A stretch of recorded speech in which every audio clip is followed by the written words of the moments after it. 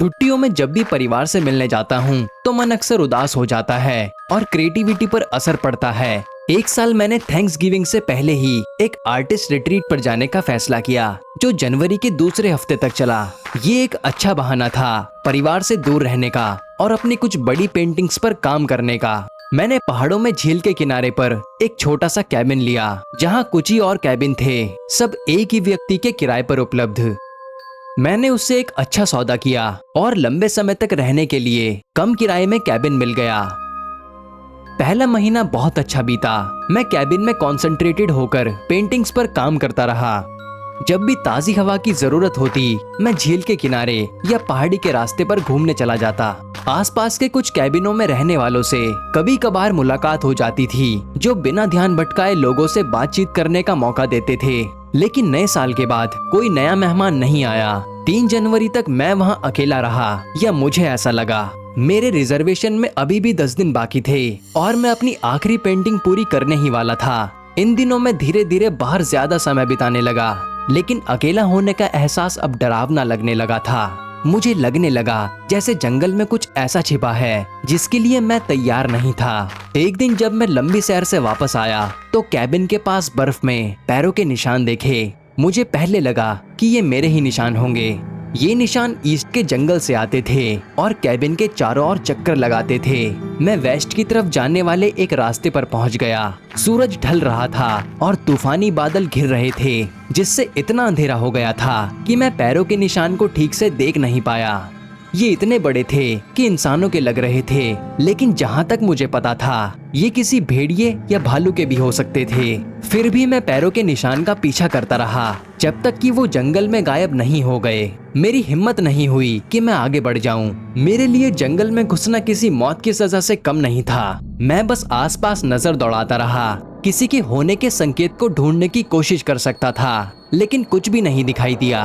अकेलेपन का डर गहराने लगा था। मैं मीलों दूर था और मोबाइल सिग्नल भी बहुत कमजोर था। मुझे लगा कि अब अंदर जाना ही समझदारी होगी। मैंने भट्टी जलाई और खुद को गर्म करने लगा। सूरज ढलते ढलते बर्फ जोरों से गिरने लगी। ये मेरी पहली बर्फीली रात नहीं थी, इसलिए मुझे भरोसा था कि मैं सुरक्षित रहूंगा। लेकिन दिल में बेचैनी अभी भी बनी हुई थी, जैसे कुछ अजीब होने वाला हो। उसी वक्त मुझे बाहर से एक अजीब आवाज सुनाई दी, जैसे तूफान में कुछ भारी चीज गिर गई हो। मैं खिड़की के पास गया और बाहर झांका। बर्फ इतनी घनी थी, लेकिन वहाँ बर्फ में एक गड्ढा सा निशान था, करीब 2 फुट चौड़ा और 1 फीट गहरा। मेरे मन में एक डरावनी कल्पना उभरी, जैसे वहाँ कोई भेड़िया सो रहा हो, बर्फ में धीरे धीरे दबता हुआ और फिर अचानक उठकर बाहर निकल गया हो। मेरा दिल जोर से धड़कने लगा। ऐसा लगने लगा जैसे किसी शिकारी ने मुझ पर निशाना बनाया हो। मैंने बाकी खिड़कियों से भी बाहर देखा, लेकिन चारों ओर सिर्फ पैरों के ताजे निशान थे। बर्फ इतनी तेजी से जम रही थी कि ये समझना मुश्किल था कि वो किसके निशान थे।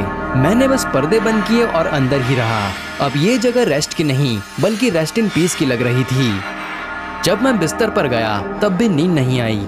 बाहर तूफान की आवाजें सुनता रहा। फिर अचानक मुझे एक आवाज सुनाई दी, जैसे कोई धीरे धीरे बरामदे में चल रहा हो। मैं तब तक सुनता रहा जब तक कि वो आहट थम नहीं गई। फिर मैं दरवाजे के पास गया और खिड़की से झांककर बाहर देखा, लेकिन तब तक जो भी था वो जा चुका था। अब मुझे कैबिन में कोई सुरक्षा महसूस नहीं हो रही थी। मैं बस पूरी रात बेचैनी से जागता रहा, हर आवाज पर चौकन्ना होता रहा। जैसे ही सूरज निकला, मैं बाहर गया और ये देखने की कोशिश की कि क्या वहाँ कोई निशान बचे हैं, लेकिन वहाँ कुछ भी नहीं था, न इंसान के पैरों के और न ही जानवरों के।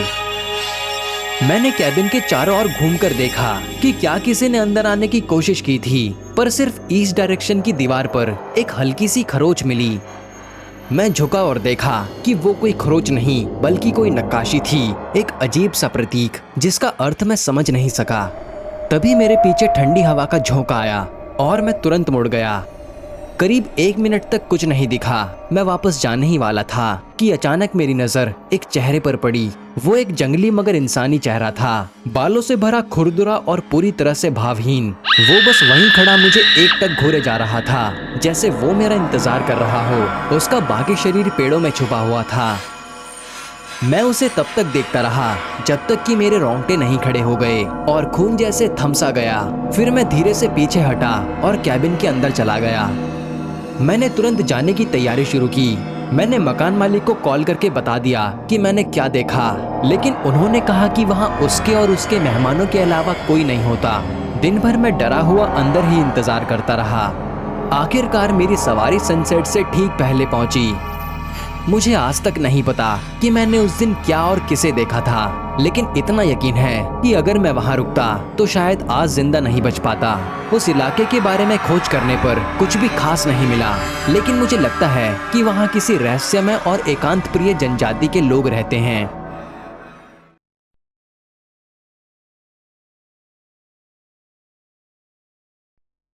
पहाड़ों में एक अनकहा नियम है। अगर आप मुसीबत में हो और किसी शिकारी का कैबिन दिख जाए तो आप बेझिझक उसमें शरण ले सकते हैं, चाहे आप कोई भी हो, दोस्त, दुश्मन या अजनबी। ये नियम इसलिए अनकहा है क्योंकि वहां महीनों तक कोई बात करने वाला नहीं होता। जरूरत हो तो इस्तेमाल करो, कोई सवाल नहीं, कोई जजमेंट नहीं। बस एक बात याद रखो, कुछ भी मत चुराना। मैं कोई हट्टा कट्टा जंगलों में रहने वाला पहाड़ी इंसान नहीं हूँ जो पेड़ों की छाल से बाल साफ करता हो और कभी दाढ़ी ना बनाता हो, लेकिन मुझे शिकार करना पसंद है। मैं अक्सर अपने छोटे से अलास्का गांव को हफ्तों के लिए छोड़कर पहाड़ों में अपने शिकारगाह चला जाता हूँ। मैं सतर्क इंसान हूँ और जानता हूँ कि पहाड़ खतरनाक हो सकते हैं, इसीलिए पूरी तैयारी के साथ जाता हूँ। मौसम का पूर्वानुमान देखता हूँ, जरूरी सामान इकट्ठा करता हूँ और सुनिश्चित करता हूँ कि कम से कम एक हफ्ते तक सब कुछ पर्याप्त हो। मैं हमेशा सोचता था कि मेरी सतर्कता मुझे बचा लेगी, लेकिन जैसे किसी बच्चे की पतली ढाल वैसे ही मेरी तैयारी भी बस एक वहम निकली। जब प्रकृति का मूड बदलता है तो कोई भी योजना काम नहीं आती। सुबह धूप और ठंडी थी, पर दिन चढ़ते चढ़ते बादल घिरने लगे। जब तक आसमान पूरी तरह ढक गया, मैं अपने कैबिन की ओर लौट चुका था। मेरे कंधे पर शिकार की कुछ टांगें लटकी थी। मैंने उन्हें रात का खाना और नाश्ते का नाम दिया।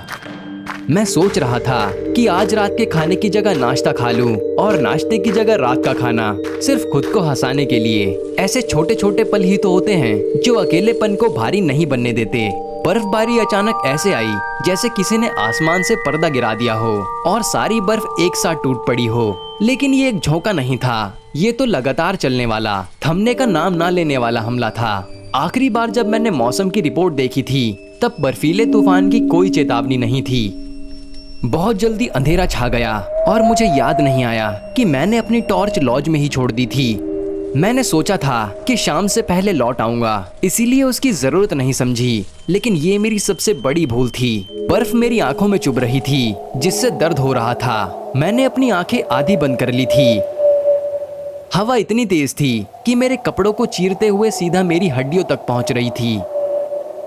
मुझे अपने सामने मुश्किल से 2 फीट की दूरी दिखाई दे रही थी और नीचे तो कुछ भी नहीं। मुझे ठीक से याद नहीं कब एहसास हुआ कि मैं रास्ता भटक गया हूँ। एक समय पर लग रहा था कि मुझे अब तक कैबिन पहुँच जाना चाहिए था, लेकिन जहाँ तक नजर गई बस सफेद बर्फ थी।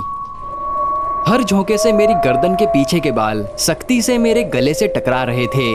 मेरे कदम डगमगा गए, सोचने की ताकत खत्म हो रही थी और घबराहट बढ़ती जा रही थी। मैं उस सफेद धुंध में इतना कंफ्यूज था कि कंप्यूटर की कुर्सी पर घूमने से ज्यादा चक्कर महसूस हो रहे थे।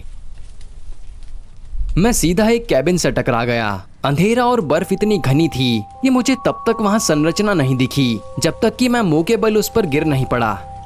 मैंने अपने हाथ लकड़ी पर रखे ताकि मैं उसे खो ना दूं और फिर चारों ओर हाथ फेरता रहा जब तक कि दरवाजा नहीं मिल गया। इस उम्मीद में कि कोई अंदर हो सकता है, मैंने दरवाजा खटखटाया और रुक गया। तेज हवा के शोर के बीच मुझे ऐसा लगा जैसे कोई आवाज आई हो कि अंदर आ जाओ। जैसे ही मैंने दरवाजा खोला, मेरे साथ बर्फ का एक छोटा सा ढेर भी अंदर आ गिरा। मैंने उसे हटाने की कोशिश नहीं की क्योंकि मैं हवा से जूझते हुए दरवाजा बंद करने में लगा था। जैसे ही दरवाजा बंद हुआ, राहत महसूस हुई। हवा के थपेड़ों से बचते ही मेरी जान में जान आई। शुक्रिया, मैंने कहा। फिर मैं अंदर मुड़ा और अपने आसपास देखने की कोशिश की, लेकिन हर जगह बस अंधेरा था। इसका मतलब ये था कि मुझे जरा भी अंदाजा नहीं था कि कैबिन कितना बड़ा है। हाँ, मैंने कैबिन के चारों ओर चक्कर लगाया था, लेकिन मैं लड़खड़ाता हुआ और लगभग अंधा बस दरवाजे का हैंडल ढूंढ रहा था। इसीलिए मुझे नहीं पता था कि मैंने कितना हिस्सा पार किया। अंधेरे में मुझे कोने में बैठी किसी की धुंधली सी आकृति की झलक दिखी। आप तो सच में जान बचाने वाले हो, मैंने कहा, लेकिन उसने कोई जवाब नहीं दिया। मैंने रोशनी के लिए माचिस, लाइटर या लालटेन ढूंढनी चाहिए, लेकिन मेरी उंगलियां सिर्फ बंदूकों की जंजीर से टकरा रही थी। मैंने टटोलना तब रोका जब मेरी उंगलियां भालू के खुले जाल से टकराई। मैं नहीं चाहता था कि हाथ फंस जाए, इसीलिए चुपचाप बैठकर सुबह का इंतजार करना ही बेहतर लगा।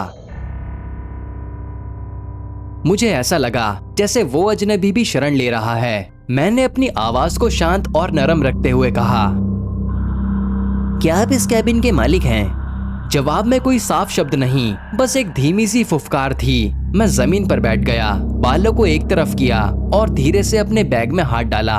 मैं खुद हैरान था कि मैं स्लीपिंग बैग तो ले आया था, लेकिन टॉर्च लाना भूल गया। गीले कपड़े उतारकर मैं चुपचाप स्लीपिंग बैग में घुस गया ताकि खुद को थोड़ा गर्म रख सकूं। बात करते हुए मैंने कहा, फिर से शुक्रिया, वो बर्फीला तूफान अचानक ही आ गया। जवाब में उसने किसी बीमार बुजुर्ग की तरह भारी घरघराती सांस ली। खतरनाक। मैं हल्का सा हंसा। फिर मैंने पूछा, क्या आपके पास चिमनी है? मेरे पास कुछ बाल हैं, उन्हें पका दूंगा, कम से कम इतना तो कर ही सकता हूँ। उसका जवाब लंबा और डरावना था, जैसे किसी भेड़िए की धीमी दहाड़। मुझे ऐसा लगा जैसे उसका आकार थोड़ा बदल गया है। फिर जंजीरों की हल्की सी आवाज आई। नहीं। मैंने गर्दन उठाकर कैबिन की अकेली खिड़की की तरफ देखा। बाहर या तो पूरी तरह से अंधेरा था या पूरी तरह सफेद। काली लकड़ी के बैकग्राउंड में कुछ हल्की आभा सी थी, लेकिन अंदर सब कुछ गहराई से डूबा हुआ था। मैंने कैबिन के बाकी हिस्सों की बजाय उसी पर ध्यान रखा, क्योंकि वहां से थोड़ी सी रोशनी आ रही थी। अगर आपको बुरा न लगे तो मैं थोड़ी धूप लेने की कोशिश करूं? मैंने थकी हुई आवाज में कहा। उसने कुछ नहीं कहा और मुझे कोई हैरानी भी नहीं हुई। पहाड़ी लोग वैसे भी कम बोलते हैं, यहाँ तक कि तब भी जब वो किसी जरूरी कामों के लिए शहर आते हैं। मैंने उसकी चुप्पी को नजरअंदाज किया और रात के लिए आराम से लेट गया। लेकिन तभी मुझे अपने बगल में कुछ सख्त और अजीब महसूस हुआ। मैंने थककर एक आह भरी, बालों को पीछे फेंका और स्लीपिंग बैग में समा गया। बाहर तेज हवा का शोर था, लेकिन फिर भी मैं जल्दी से सो गया। नींद किसी और चीज ने तोड़ी, एक अजीब सी चटक, जैसे कुछ टूट रहा हो। मैं चौंक कर बैठ गया, ये सोचते हुए कि शायद छत बर्फ के बाहर से गिरने वाली है। लेकिन फिर आवाज दोबारा आई और इस बार मुझे समझ आया कि वो मेरे ऊपर नहीं बल्कि मेरे ठीक बगल से आ रही थी। कोने की छाया अब गायब थी और मैं उसकी गहरी भारी सांसों की आवाज सुन सकता था। क्या कर रहे हो? मैंने झुंझलाकर पूछा। जंजीरों की गड़गड़ाहट के साथ वो वापस अपने कोने में चला गया। मेरा दिल जोर से धड़कने लगा। उसमें कुछ ऐसा था जो डराने वाला था। मेरी अंदरूनी आवाज कह रही थी कि वहां से निकल जाओ, लेकिन सच्चाई ये थी कि मैं चाहकर भी वहां से नहीं जा सकता था। बाहर बर्फीला तूफान उससे भी ज्यादा खतरनाक था। मैंने अपना बैग उठाया और दीवार से टिककर बैठ गया। नजरें छाया पर टिकी थी, किसी हरकत की उम्मीद में। खुद को जगाया और सतर्क रखने की कोशिश करता रहा, जबकि बाहर की तेज हवा अब धीरे धीरे शांत हो रही थी। कुछ बार तो ऐसा लगा जैसे मेरी आंखें झपकने लगी हैं, लेकिन हर बार जंजीरों की धीमी गड़गड़ाहट मुझे फिर से होश में ले आती। जैसे ही बर्फीला तूफान थम गया और सुबह का सूरज उगने लगा, कैबिन में हल्की रोशनी सिरने लगी। वो रोशनी धीरे धीरे अंदर फैल रही थी, जैसे कोई प्रिंटर धीरे धीरे हर लाइन को छापता है। वैसे ही रोशनी से पूरा दृश्य उभरने लगा था। तब समझ में आया कि मैं कैबिन में नहीं बल्कि एक बड़े से सप्लाई शेड में था, करीब 10-11 फीट लंबा और 7-8 फीट चौड़ा। चिमनी नहीं थी, जो ऐसे शेड के लिए आम बात थी। चारों दीवारों पर औजार, जाल और राइफलें टंगी थी। कोने की वो छाया अब छाया नहीं रही, वो एक आकृति बन गई थी, बेहद दुबली हड्डियों जैसी, रंग भूत जैसा सफेद। नहीं, वो कोई जिंदा इंसान नहीं था, वो एक लाश थी। अब मैं पूरी तरह समझ गया था कि वो मर चुका था। सही कहूं तो मैं पूरी रात उसी के पास था, एक लाश के साथ। और ये लाश कोई नई नहीं थी, वो बहुत पहले मर चुका था। उसका शरीर मम्मी की तरह सूखा था, अगर मम्मी कहना ठीक है तो। उस पर कोई पट्टियां नहीं थी, लेकिन उसकी त्वचा इतनी सूखी और कसी हुई थी कि लग रहा था जैसे बरसों से निर्जलित पड़ा हो। उसके बाल बिखरे धागों जैसे सिर से लटक रहे थे और सुकड़े होठों के नीचे से दांत झांक रहे थे, खासकर दाईं तरफ ऊपर का कैनाइन जो डरावनी तरह से बाहर निकला हुआ था। उसके नीचे लकड़ी के फर्श पर खून का पुराना धब्बा था, मानो सदियों पुराना हो। मेरी नजर उसके बाएं हाथ पर गई जो एक भालू के जाल में फंसा था। दीवार पर एक खाली हुक था जिसमें जुड़ी जंजीरें जाल तक जा रही थी। ये इतनी लंबी थी कि वो हिल डुल सके, लेकिन ना दरवाजे तक पहुंच पाए और ना ही ऊपर लटकी आरी तक। मुझे लगा शायद जब वो बाहर था तो जाल गलती से एक्टिवेट हो गया और फिर वो अंधेरे में कुछ लेने आया होगा, लेकिन उसी जाल में फंस गया होगा। शायद उसकी मौत प्यास से हुई हो या किसी और वजह से, लेकिन मैं आपको यकीन से कह सकता हूँ कि वो ना तो सांस ले रहा था और ना ही हिल रहा था। वो पूरी तरह मर चुका था और वो भी काफी समय पहले। मैं वहीं बैठा सोच रहा था कि शायद मुझे कल रात पानी की कमी और बर्फीले तूफान की वजह से वहम हुआ होगा। वो आवाजें जो मैंने सुनी थी शायद बस बाहर की हवाएं थी। मैंने उन्हें जवाब समझ लिया क्योंकि अकेलापन मुझ पर हावी हो चुका था और एक जिंदा इंसान का भ्रम पैदा किया जो असल में था ही नहीं। मैं खुद को यही समझाता रहता हूँ कि कोई भी ऐसी हालत में वहम का शिकार हो सकता है,